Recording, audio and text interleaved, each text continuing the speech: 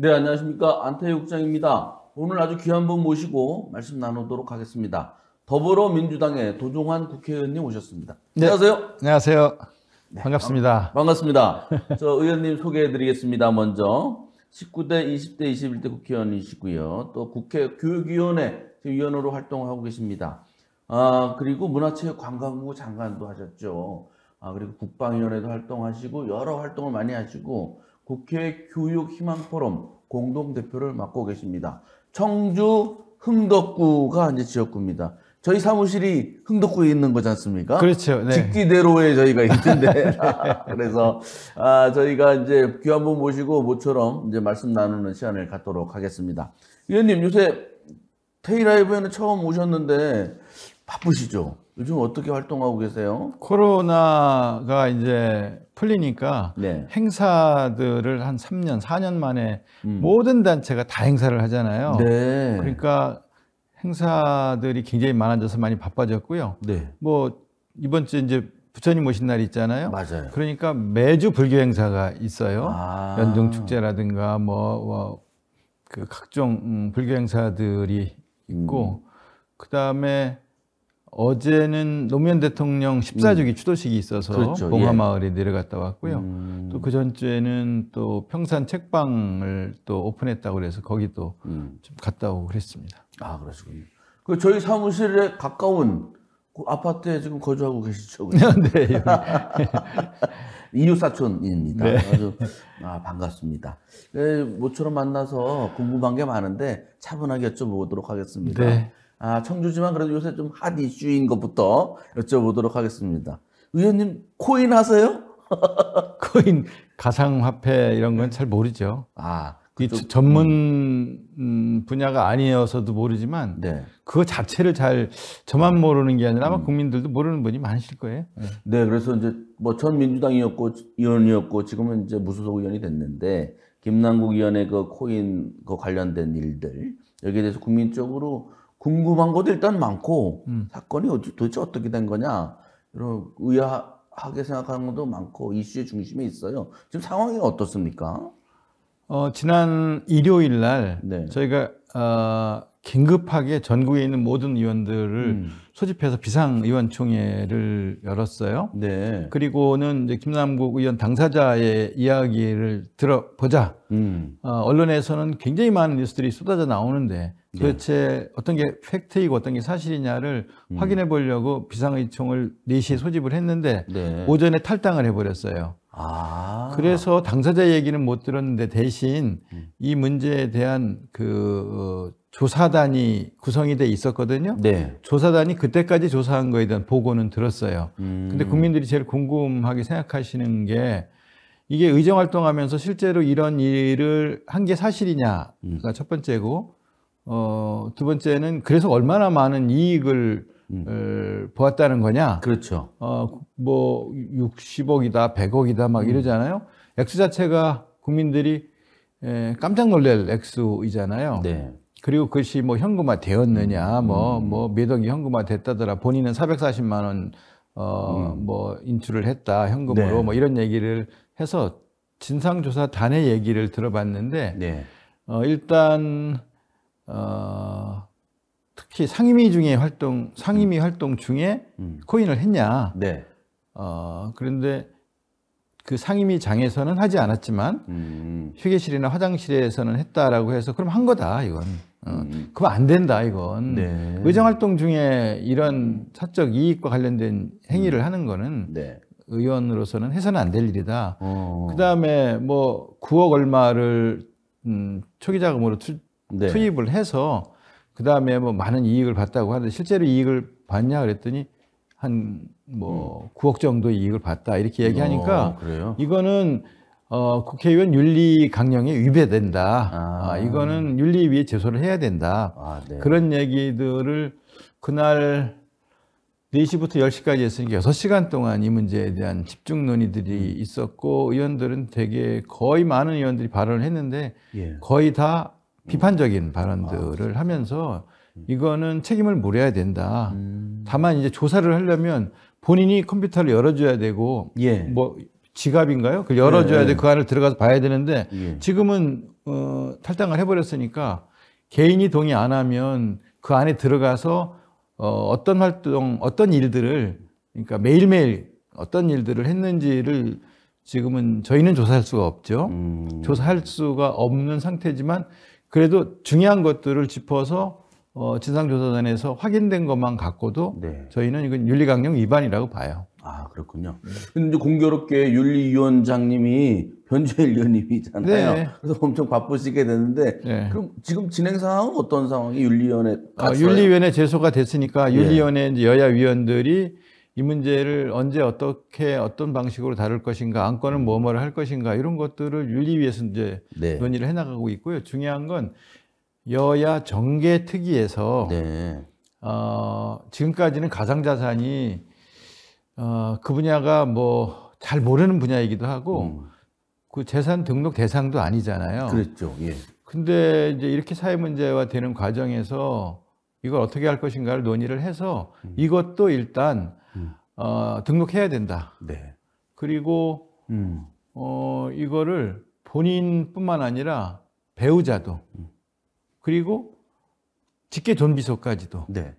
이런 일을 하고 있고 여기에서 이익이 발생했다고 하면 이것도 말하자면 겸직 위반에 해당되기도 하고 네. 등록해야 될 재산이 주식이라든가 이런 것들도 있잖아요. 예. 주식이라든가 뭐 귀금속이라든가 그 회원권이라든가 이런 것들 다 재산 등록하게 되어 있으니까 차제에 이런 가상 자산의 경우도 다 등록을 하게 하자. 네. 그리고 가능하면 빠르게 하자. 그래서 여야 의원들이 법안 낸 것을 합쳐서 대안으로 만들어서 6월 말까지 다 등록하도록 모든 의원들이 가상 자산을 가지고 있는 모든 의원은 21대 국회에 들어온 뒤부터 5월 31일까지의 자산을 가상 자산도 다 등록하도록 이렇게 하는 법안을 이번 달 안으로 통과시키려고 해요. 아, 그렇습니까? 네.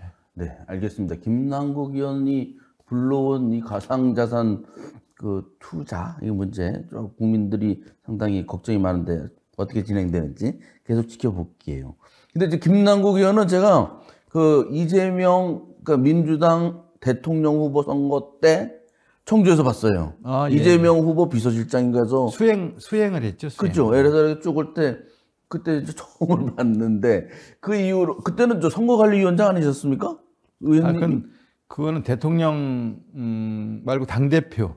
당대표 선출을 할 때 당대표와 최고위원 지도부 선출을 할 때 선거관리위원장이었죠. 아, 그렇군요. 그런데 요새 이제 그 뭐 다 아시다시피 이재명 대표도 지금 뭐 수사를 받고 있고 김남국 뭐 무소속 의원이 됐습니다만 그분도 이제 이런 상황이고 그래서 또 최근에는 무슨 시의원인가 지방의원이 또 탈당을 했더군요. 그 저 성추행 논란이 있어가지고 민주당 소속의 저희 충북이에요? 아니요, 다른 지역인데 다른 지역. 예. 그래서 이런 걸 관련해서 이제 국민들이 민주당에 대한 이제 눈총도 좀 있고 네. 특히 이제 당 대표라든가 이렇게 가까운 김남국 의원이라든가 이런 분들 이슈에 대해서 민주당은 어떻게 되는 거지? 이렇게 궁금해하거든요. 사법 리스크는 언제나 그 불리하죠. 네. 그게 여당 의원이든 야당 예. 의원이든 여당 대표든 야당 대표든 검사에게 불려가서 조사를 받고 그다음에 이제 그게 계속 그 큰 사회적 이슈가 되고 언론에 늘 보도되고 그러면 그 보도되는 내내 늘 어떤 국회의원이든 늘 그건 리스크를 안게 되는 거죠. 이제 지금은 이제 검사들의 조사에서 일단 기소가 되면 이제 법원으로 넘어가는 거죠. 예. 이제 법원에서 그 지금까지는 검사의 시간이었다면 이제 법원에서 죄의 유무를 이제 판가름하게 되니까 그때는 좀 기다려야 되는 거죠. 이제 지금까지는 검사가 조사만 하면서 그 조사되는 내용들이 쭉 언론에 흘러나왔다면 네. 이제는 누구나 자기 방어권이 있으니까 변호인과 함께 이제 자기 입장을 얘기해서 이제는 검사의 시간이 아니라 법원의 시간으로 넘어가서 그러면 양쪽이 서로 그 문제를 갖고 다투는 시간으로 옮겨가게 되는 거죠. 그러면 이제 그 법원의 시간에서 어떻게 이제 판결되느냐에 따라서 그 잘못한 게 있으면 그만큼 책임을 져야 되는 것이고요. 그 다음에 만약에 무죄가 나온다. 그러면 네. 이제 그 검사들이 그렇게 공세적으로 이야기했던 것들에 대한 혐의를 벗는 것이 되고요. 그건 기다려 봐야죠, 이제. 네, 알겠습니다. 그러나 어쨌든 1년 내내 압수수색하고 뭐 그 압수수색하는 과정부터 그다음에 그거를 언론에 홀려서 계속 그것이 보도되는 과정 전체가 굉장히 큰 리스크로 작용을 하죠. 아, 네, 알겠습니다. 아, 그리고 이제 뭐 국회의원이시니까 이제 그 대통령 얘기를 안 할 수가 없습니다. 네. 윤석열 대통령 요새 지지율이 올라간다고 하네요. 네. 그런데 올라간 지지율이 아직 40%가 안 되는데 지금 1년이 지났습니다. 전반적으로 한번 평가를 해 주시겠습니까? 저는 성과를 못 낸 1년이었다. 정권을 잡으면 정권을 잡아서 하려고 하는 게 있잖아요. 네. 그동안 야당이었을 때 막 비판하면서 이래서는 안 된다. 이게 뭐냐 막 그랬어요. 그래서 선거에 이겼어요. 네. 정권을 잡았어요. 그러면 나라를 이렇게 끌고 가겠다고 네. 하면서 예. 이제 성과를 보여주는 게 있어야 되잖아요. 예. 근데 경제 부분에서 성과를 거의 못 내고 경제가 점점 어려워지고 있어요. 네. 그러니까 지금 무역 적자가 지금 14개월째 계속 적자로 이어지고 있고, 그 다음에 수출 감소도 뭐 그 7개월 작년 10월부터 7개월 내내 수출 감소로 이어지고 있고, 특히 이제 중국 수출과 반도체 수출에서 네. 큰 어려움을 겪고 있어요. 그래서 뭐 S&P라든가 뭐 IMF라든가 뭐 이런 곳에서 우리나라 성장률을 지금 한 1.5%나 이렇게 잡았다가 1.1%, 1.1, 1.2로 낮춰잡고 있거든요. 굉장히 많이 낮아지는 거네요. 네, 지금 추경호 경제부총리가 그 자기 취임 1주년 기념 기자회견에서 1, 2, 3월 세수가 24조 덜 거쳤다고 그랬거든요. 네. 그러니까 맞아요. 1, 4분기에 24조가 덜 거치면, 그러면 앞으로 나머지 그까지 다 합치면 60조에서 100조 정도 덜 거칠 수 있다는 얘기예요. 네. 경제적으로 굉장히 어려워지는 거고요. 그리고 특히 이제 우리 지역 경제와 연관해서 이 반도체와 중국 수출이 이렇게 어려움을 겪으면서 하이닉스가 네. 1, 4분기에 3조 4천억 손실을 봤어요. 그렇죠. 예. 작년 4, 4분기도 1조 8천억 가까이 손실을 봤는데 그거 앞에 벌써 5조 이상이 되거든요. 그러면 감산 체제에 들어가거든요. 네. 그리고 투자 축소에 들어가요. 그럼 직원을 덜 뽑죠. 고용의 문제 발생하죠. 그다음에 지자체에는 세수가 네. 덜 거치게 되죠. 아, 그렇죠. 뭐 많이 거칠 때는 2018년에 예를 들어 1,800억 정도씩 법인세를 냈지만 이런 식으로 이제 계속 적자를 보면 법인세 거의 못 낼 거거든요. 그렇죠. 그럼 당장 지자체에 거치는 세수에 큰 차질이 생기는 거죠. 아, 그렇죠. 그다음에 감산 체제 들어가면 협력업체들 다 감산으로 들어가게 되는 거예요. 그럼 지역 경제가 반도체가 지역 경제를 끌고 가고 있는데 지역 경제도 어렵고 나라 경제도 어렵고, 네. 그리고 경제에서 아무런 성과를 못 내고 있는 것이 저는 제일 우려가 되고요. 두 번째는 이제 잘한다는 평가와 못한다는 평가가 극명하게 갈리는 것이 외교 부분이에요. 외교. 예. 네. 그런데 지지자들은 외교에서 참 잘하고 있다라고 하고 있는데, 나머지 국민들 중에 60% 이상 국민들은 외교 때문에 엄청 걱정을 하잖아요. 네. 그 한일 정상회담 직후에 우리는 완패했다고 보고 일본은 완승했다고 평가를 하잖아요. 컵에 물이 반을 채웠는데 나머지 반을 일본이 채울 것이다라고 했는데 그 나머지 반을 오염수로 채우거나 네. 핵폐기물로 채우거나 그다음에 사도강산 유네스코 네. 등재를 채우거나 독도 문제를 교과서에 기술하면서 한국이 불법으로 70년 이상 점유하고 있다라는 내용을 더 강하게 교과서에 기술해서 아이들에게 가르치는 등등의 내용으로, 그다음에 자기들은 손 하나 안 대고 우리가 제3자 면제로 우리 기업이 강제징용 문제에 대한 배상을 하겠다라고 하는 방식도 업무상 배임인데, 네. 당사자들이 동의하지 않으면 그 민법 위반이거든요. 그러니까 그런 일들을 보면서 이런 식의 굴종 외교, 손해보는 외교를 잘한다고 평가하기가 어렵다는 게 10명 중에 6, 7명이 되는 거고요.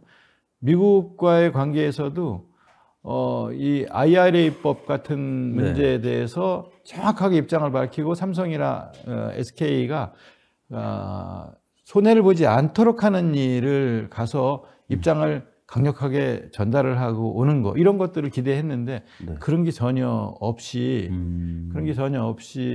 심지어는 도청당하고도 제대로 항의조차 못하는 동맹이어서는 저는 안 된다고 봐요. 이건 자존심의 문제이기도 하고요. 국격의 문제이기도 하고요. 어떻게 동맹인데 도청을 할 수 있냐. 이건 안 된다. 동맹일수록 이러면은 안 된다.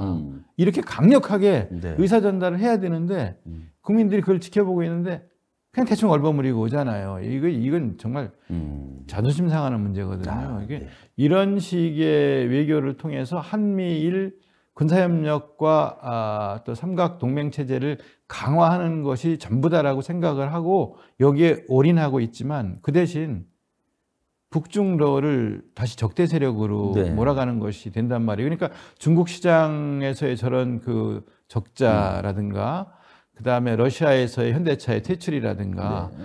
북한과의 그 군사적 긴장이 높아진다든가 그래서 대륙 세력과 해양 세력이 충돌하면 거기에 맨 앞에서 총알바지가 되게 하면 안 되잖아요. 그러니까 이런 외교 문제에 대해서 걱정이 많은 거고요. 네. 그다음에 이제 민주주의 문제와 관련해서도 네. 1년 내내 성과라고 내놓을 수 있는 건 압수수색밖에 없단 말이에요.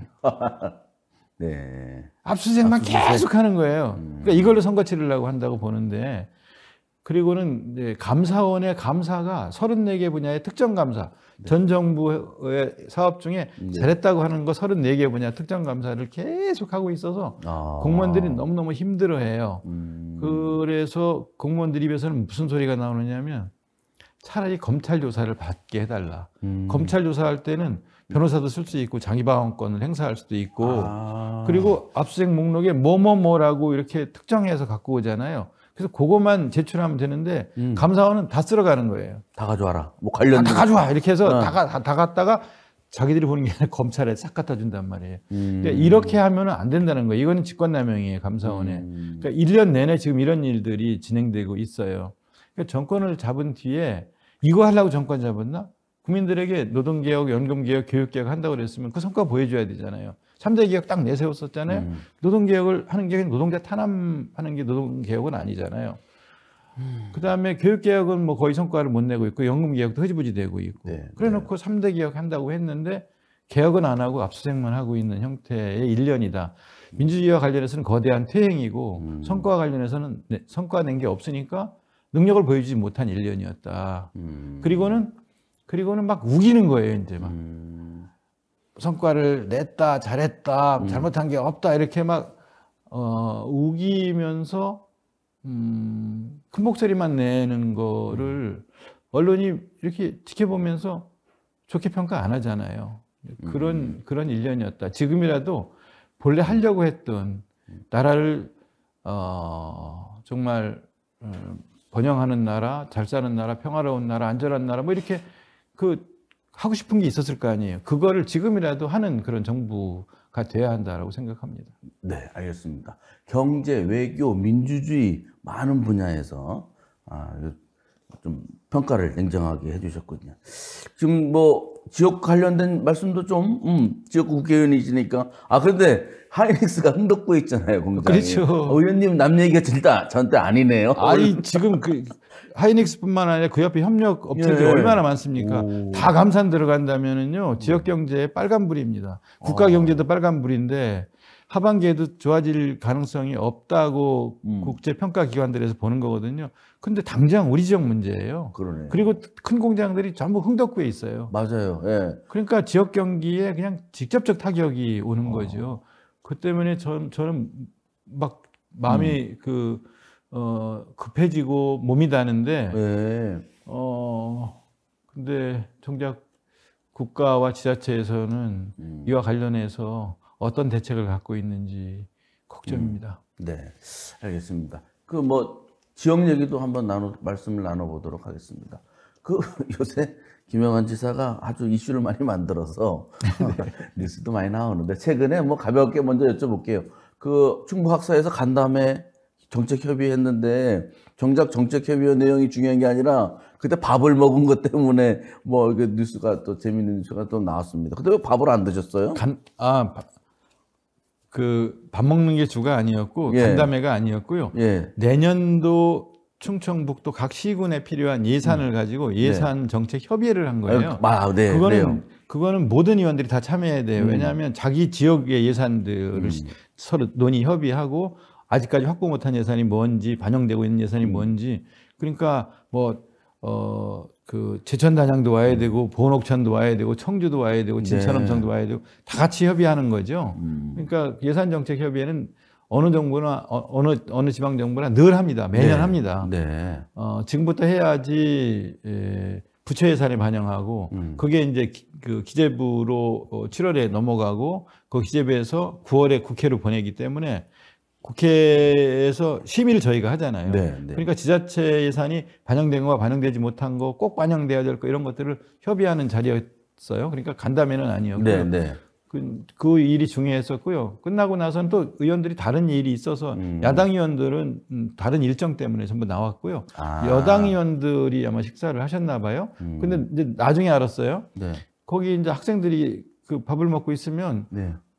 그 밥 같이 먹으면 되죠. 그러니까요. 네. 그 또 1,000원 아침 식사 이런 것도 저 충북대학에 가서 했잖아요. 예. 근데 서울 올라가 있는 우리 아들, 딸들이 거기서 기숙사에서 무슨 밥을 먹는지 가서 거기 갔으면 그 학생들하고 같이 먹어야죠.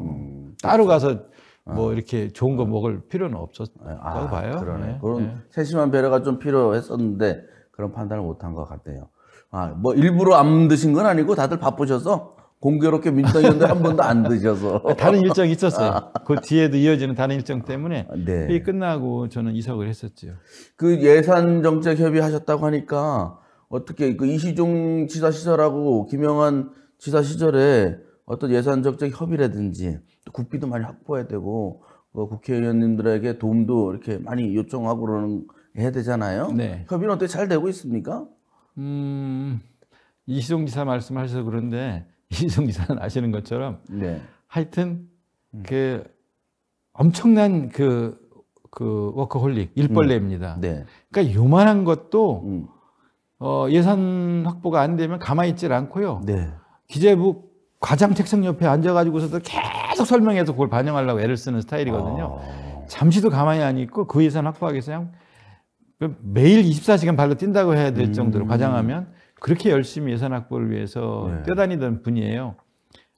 그건 뭐 그 도청 공무원뿐만 아니라 그 정부 공무원과 국회에서 다 인정을 하지요. 그래서 국회에서는 이런 말이 있어요. 그냥 들어주느냐 시달리고 들어주느냐. 이시종 지사가 와서 부탁하는 거는 그냥 들어줄 거냐 오랜 동안 시달리고 들어줄 거냐의 차이만 있을 뿐이라고 할 정도로 그렇게 예산 확보를 위해서 엄청나게 뛰어다니시는 스타일이세요. 성격 자체, 일하는 방식 자체가 그래요. 그런 분이에요. 지금 김영환 지사 시절에 지금 스타일은 어떻습니까? 충북도 그건 잘 모르겠어요. 아직.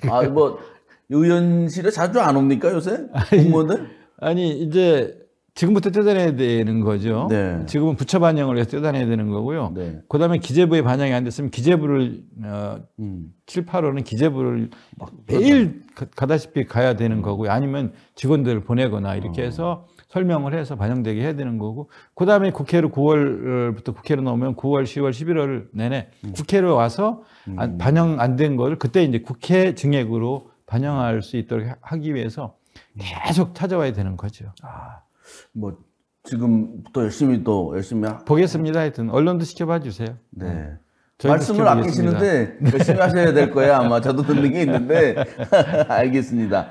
그리고 이제 교육위원회 하시잖아요. 그 최근에 라이즈 뭐 해가지고 충북이 무슨 대학과 제가 잘 모르는데 그런 사업에 뭐 시범 사업이 됐다고 해요. 그래서 그런 이 뉴스가 있었는데 그 의미가 뭐고 그리고 그 지방 대학 우리가 있는 지역에 있는 대학들의 위기가 점점 커질 것 같은데 교육위원으로서 어떻게 보십니까? 대학 정원이 한 47만 명, 46만 7천 명 이렇게 된다고 봐요. 근데 지금 아이는 25만 명 낳잖아요. 그러면 20만 명이 이제 20살 되면 44% 정도는 줄여야 되는 거예요. 네. 대학이 정원을 못 채우는 거예요. 그럼 어디가 못 채우겠어요? 서울에 있는 대학은 뭐 그건 10년 뒤에나 20년 뒤에나 서울에 있는 대학은 뭐 네. 크게 어려워하지 않을 테고요. 아하. 다 지방 대학에서 정원을 못 채울 거예요. 네. 특히 지방 사립대, 네. 전문대 아. 문 닫아야 되는 거죠. 이런 일이 이제 바로 5년, 10년, 15년 안에 쫙 벌어지는 거예요. 네. 아이를 안 나니까. 학생이 없으니까. 다 간다 해도 25만 명이 다 대학을 간다 해도 다 간다 해도 44%가 줄어드는 거죠. 어이구. 이게 현실화됐어요. 인구 소멸이 국가 소멸로 가는 것 때문에 이제 네. 굉장히 국가적 중요한 현안 1순위가 됐는데 그 타격을 이제 지방대학이 받을 거란 말이죠. 근데 지방대학을 어떻게 이렇게 세울 것인가 이 고민을 국가가 제대로 해야 되는데 우선은 지금은 모르겠다.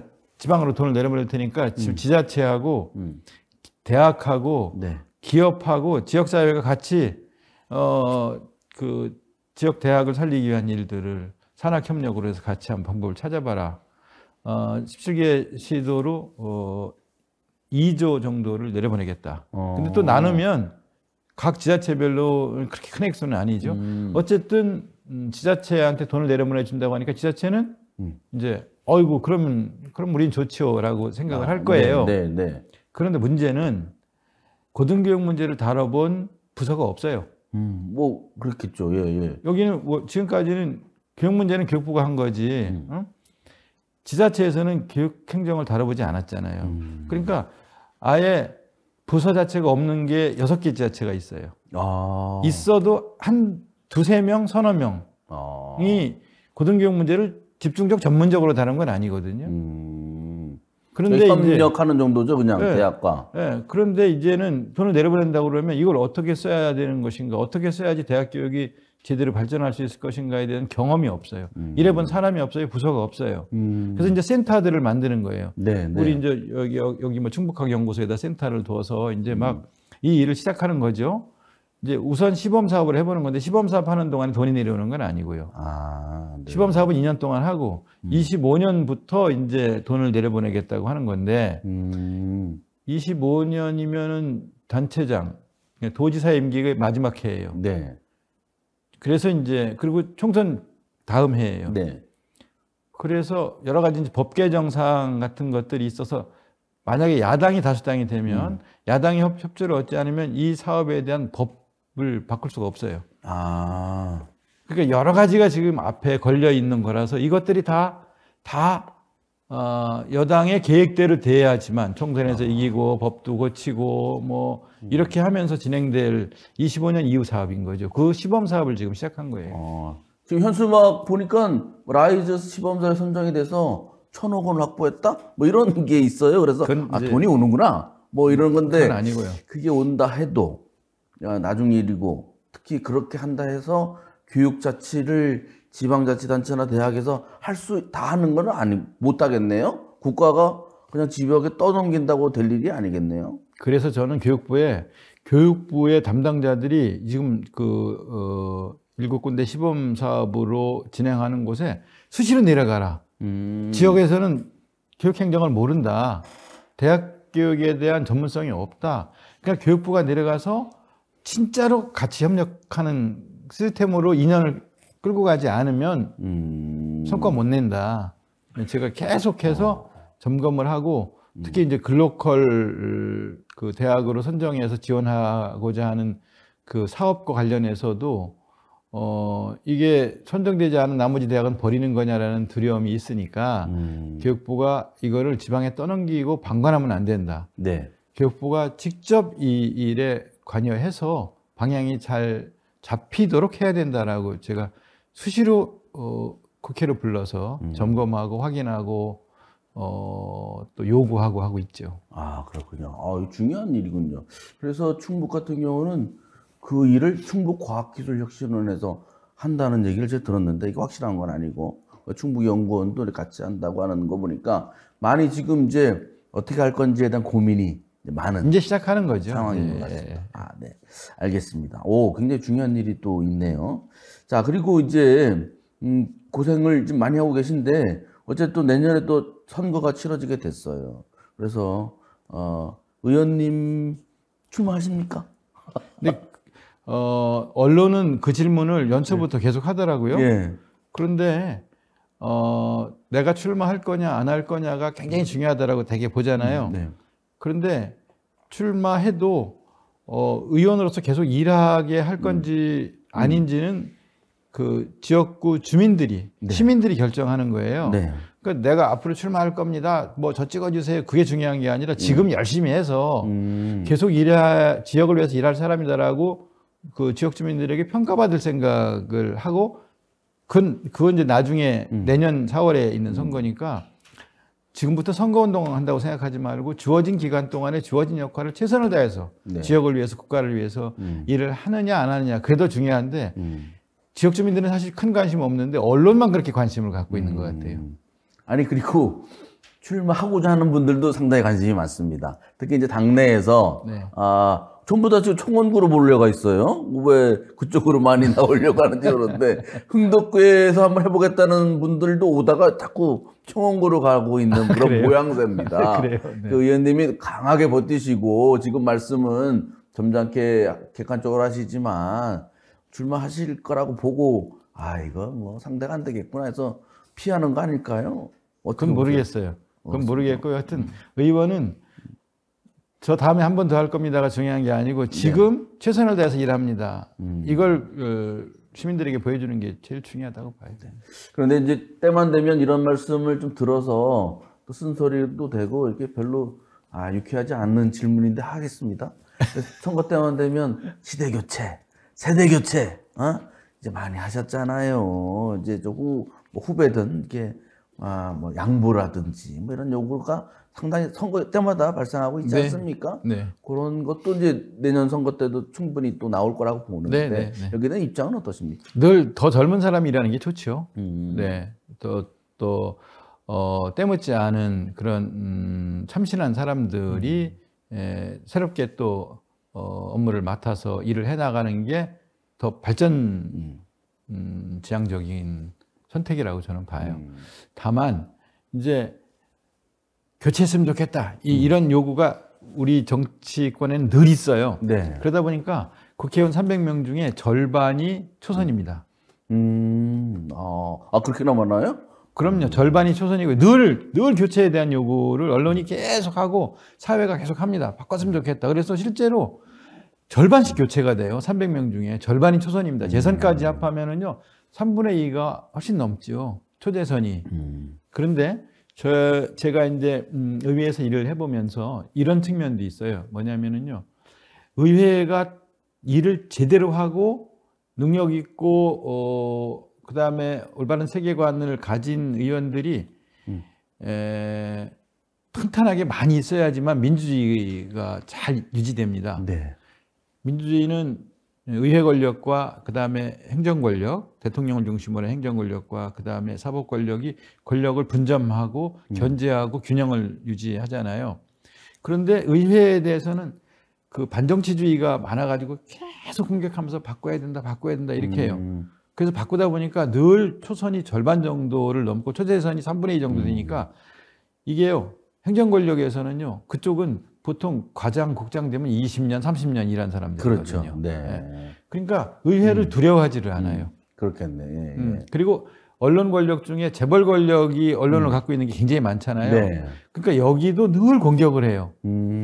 그래서 늘 초선들이 많으면 처음에 배우는데 1년은 걸리거든요. 그렇죠. 네. 네. 그래서 이게 의회가 튼튼해지지 못하고 의회가 늘 새로 바꿨다고 하는데 늘 허약해지는 몇 년을 보내는 그런 단점이 있어요. 권력 감시나 이런 거에 상당히 취약하죠. 취약해지죠. 예. 그러니까 초선들이 처음에 국회 와서 막 이제 뭐 자료 요구하고 국회에서 막 다그치고 막 이래요.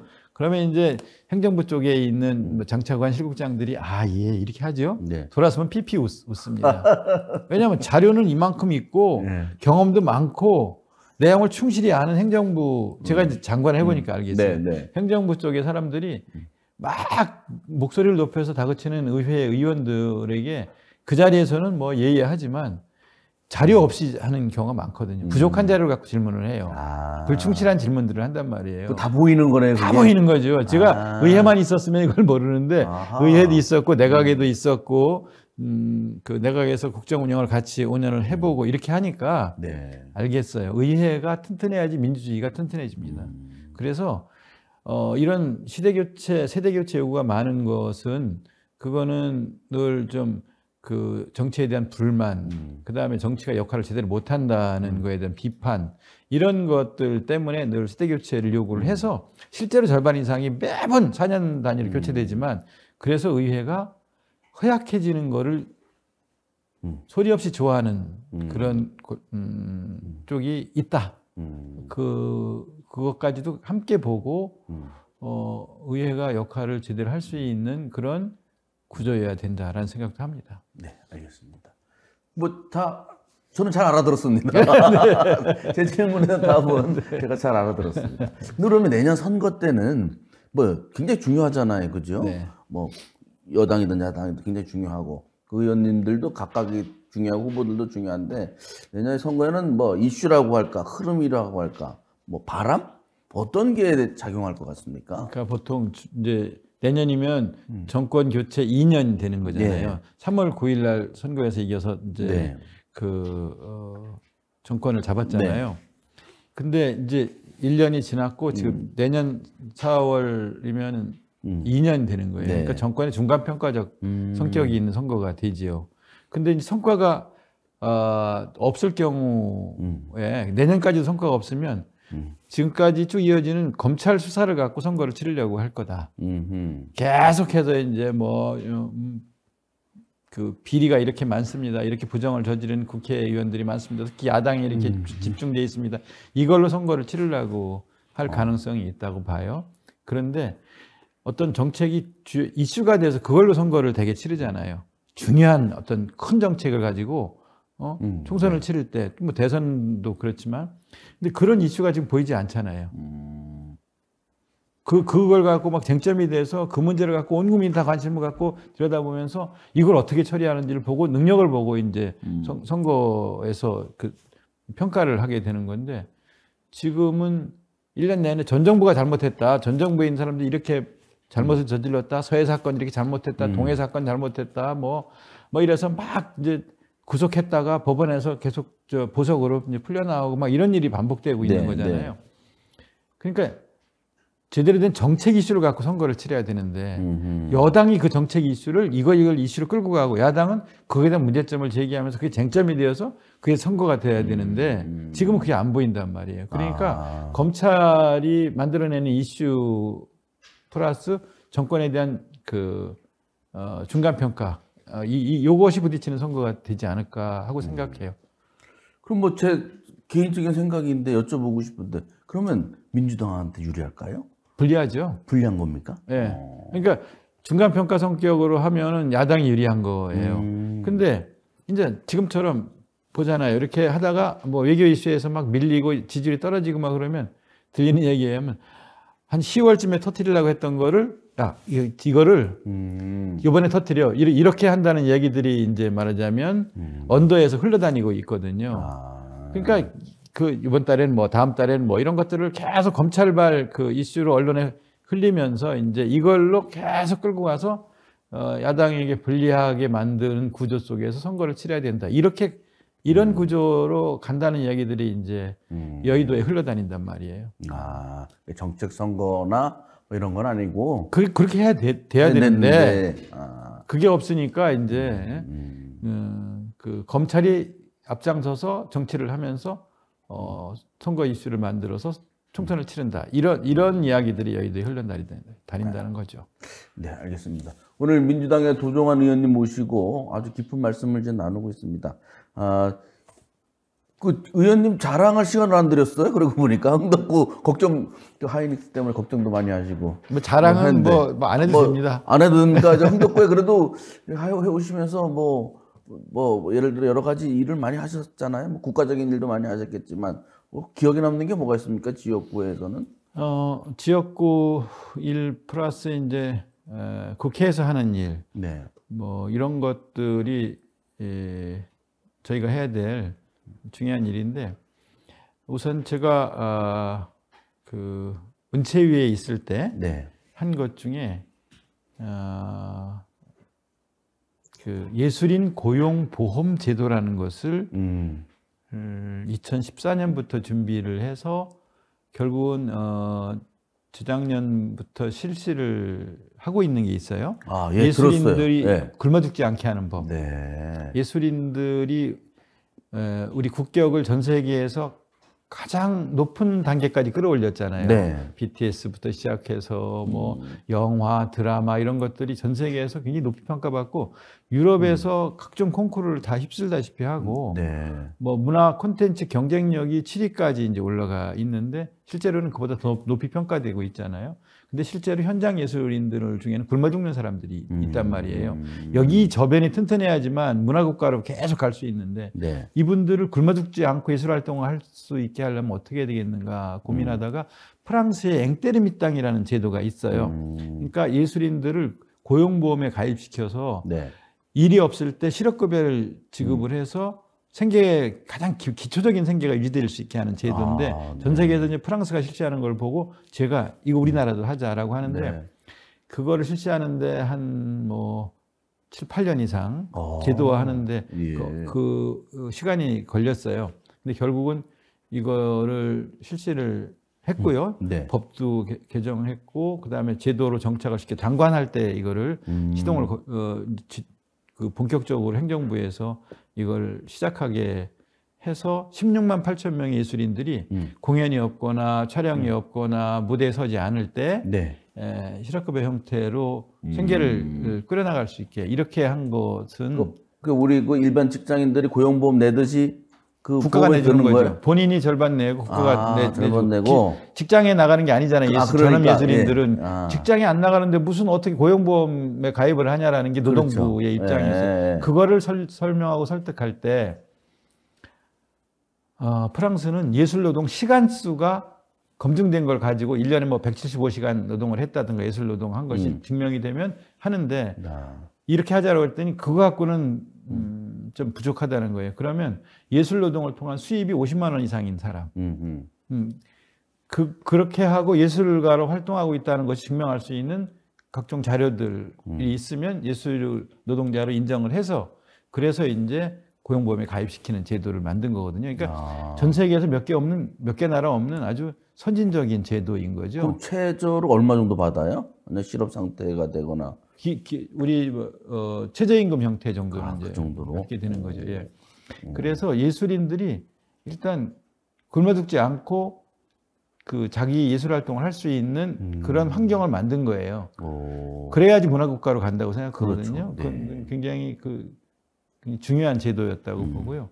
그 다음에 예술인들이 검열받지 않고 감시당하지 않고 차별당하지 않고 배제당하지 않을 권리를 법적으로 보장하는 예술인 권리보장법을 제가 이제 블랙리스트 건 때문에 2015, 16년에 국정감사에서 2년 내내 블랙리스트 존재에 대해서 결국 찾아냈고 그것 때문에 이제 그걸 시행을 지시했던 김기춘 비서실장이 구속된 거거든요. 네. 그 건으로 구속된 거죠. 장차관들도 법적인 그 처벌을 받았고요. 그렇게 해서 그거를 법으로 예술인 권리가 보장되는 그런 법을 만든 것 그런 것도 성과이고요. 지역문화진흥법을 통과시킨 뒤에 그 법에 근거해서 문화도시 국가가 인정하는 법적 문화도시 사업을 해서 해마다 7, 8개씩 지금 24개 정도 도시가 국가에서 100억, 지자체에서 100억, 200억을 지원받는 문화도시로 이렇게 도시를 문화적 도시 재생을 할 수 있는 도시로 바꿔나가는 일. 청주가 이제 1차에서 선정이 돼서 청주는 기록문화 도시인데요. 이런 일들을 하고 동시에 또 제가 장관할 때 국립현대미술관 청주관을 개관을 하면서 개방형 수장고로 그랬죠. 이거를 그냥 원래는 수장고 예산을 기재부가 세워줘서 수장고로 기재부는 생각하는데 그냥 갖다가 국립현대미술관에 있는 그림을 그냥 또 갖다 거기다 쌓아놓는 건 의미가 없다. 개방형 수장고로 해서 전시관이 되게 만드는 걸 보고 다른 지자체들이 대구도 해달라, 뭐 대전도 해달라, 호남에도 하나 있어야 된다, 창원에도 있어야 된다, 뭐 막 이래서 이거를 목표로 상임위를 문체위로 오는 의원들이 이제 생기면서 그 정도입니까? 예. 왜 청주만 지방 분관을 왜 청주만 해주냐? 야, 뭐 이렇게 저 성공한 사례다. 막 이래서 우리도 국립현대미술관 지방 분관을 만들어 달라. 이런 네. 얘기들 요구들이 막 오는 그런 일이 지금 진행이 되고 있어요. 그래서 그게 그 현대미술관 청주 분관 거기가 그 굉장히 그 핫플레스가 되고 있고요. 네, 네. 그 우리도 뭐 보기 좋지만 외국인들이 그 사진 찍는 명소가 됐다고 하고 네. 이번에 공예 비엔날레 열리잖아요. 네. 그때 현대미술관에서도 뭐 행사를 같이 한대요. 피카소 작품이 온다네요. 네. 그래서 이게 뭔가 그게 이게 있으니까 오는 거예요. 이게 현대미술관이 있으니까. 자주 안 가는데 그래도 뭔가 이게 저희 아니, 자주 가셔야 돼요. 자긍심이 높아지는 언론이 자주 가셔야 되지. 알겠습니다. 아, 문화 얘기 나오니까 우리 또 의원님이 또 전공 나왔습니다. 네, 아, 그거 참 굉장히 잘하셨어요. 근데 이게 그냥 건물을 새로 진 게 아니잖아요. 네. 외국에서도 주목하는 이유는 뭐냐면은요. 담배 공장이었잖아요. 맞아요. 예. 폐산업 시설. 그 산업이 몰락함 뒤에 버려져 있는 건물, 폐산업 시설을 이른바 연초 제조창을 문화 제조창으로 바꾼 거에 대해서 높이 평가하는 거예요. 근데 외국에서 그 예를 들어 철도역 그냥 버려져 있는 것을 미술관으로 바꾼다든가 또 뭐 조선업이 쇠퇴한 뒤에 거기를 새로운 그 문화공원으로 바꾼다든가 프랑스의 그 낭뜨 같은 경우 유럽에는 그렇게 문화 수도로 그 산업이 쇠퇴해서 몰락하는 도시를 문화 수도로 지정해서 문화적 도시 재생을 하는 사례들이 유럽에는 쭉 있어요. 근데 우리도 국내에도 이제 그런 사례들이 생기는 거죠. 그 중에 하나로 주목하는 거예요. 폐산업 시설에서 미술관, 그다음에 공예 비엔날레, 그다음에 동부창고 같은 것을 저렇게 문화적 공간으로 다시 바꾸는 이런 거에 대해서 국내에서나 국외에서도 주목하는 거죠. 네, 알겠습니다. 근데 참 여쭤볼 게 갑자기 생겼어요. 뭐요? 교육감 선거는 안 나가시나요? 어쩐 교육감은 갑자기 교육감 뜬금없이 선거할 때마다 그 얘기가 나와서 뜬금없이 교육감은 뜬금없긴 한데 교육감 선거할 때마다 의원님 얘기가 나와요. 그거 뭐 거론이 되고. 아 그래요? 이번에 또 뭐 블랙리스트 의혹 사건이라고 충북교육청이 뭐 발생했는데 거기에 대해서 의원님도 좀 관심이 있으신가요? 아니 그런 거를 명단을 만들어서 누구를 배제하고 하는 거는요. 그건 헌법 위반이에요. 헌법 위반. 그렇게 하면 안 되는 거예요. 국민 누구나 헌법의 그 기본권, 인권 이런 것들이 보장돼 있어요. 배제당하지 않을 권리가 있는 거거든요. 차별받지 않을 권리가 있는 거예요. 어떤 특정한 사람이 이 사람은 빼라는 명단이 만들어진다는 거는요. 헌법 위반인 거예요. 그렇게 하면 안 되는 거예요. 그게 문화 부분이든 교육 부분이든 아니면 다른 산업 부분이든 특히 이제 뭐 방송에서 누구를 배제한다든가 뭐 심사에서 누구를 얘는 불이익을 주라든가 뭐 얘는 강사 명단에서 빼라든가 이거는 헌법 위반입니다. 그렇게 하면 안 됩니다. 이번 국정감사한테 좀 들여다보시겠네요? 네. 아, 뭐 교육청에서 다 끝났다고 하는데 한번 지켜보도록 하겠습니다. 장시간 인터뷰해주셔서 감사드리고요. 흥덕구 주민들 또 국민들께 인사 말씀 부탁드리겠습니다. 네. 경제가 점점 어려워져서 많이 힘드시죠? 이 어려워진 경제를 어떻게 살릴 것인가 여야가 머리를 맞대야 된다고 생각하고요. 저도 이런 그 생활 경제가 어려워진 이 부분을 회복하는데 최선을 다해서 노력을 할 거고요.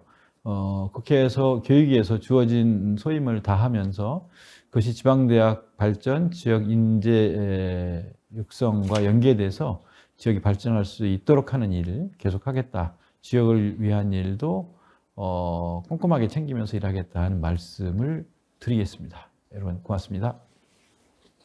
네, 감사합니다. 더불어민주당의 도종환 국회의원, 청주 흥덕구 국회의원이신데요. 바쁘신데 나와주셔서 감사합니다. 네, 고맙습니다. 오늘은 이따가 어디로 가세요, 이제? 총장님 취임식이 있어요. 충북대 총장 취임식이 네. 있고 또 저녁에는 어디 강연을 할 곳이 한 군데 있고 그래서 네. 오후 일정 역시 따뜻합니다. 네. 그 시간 꼭 내주셔서 자주 저랑 인터뷰 좀 부탁드리겠습니다. 그럽시다. 예, 자주 오겠습니다. 네, 감사합니다. 고맙습니다. 네. 네.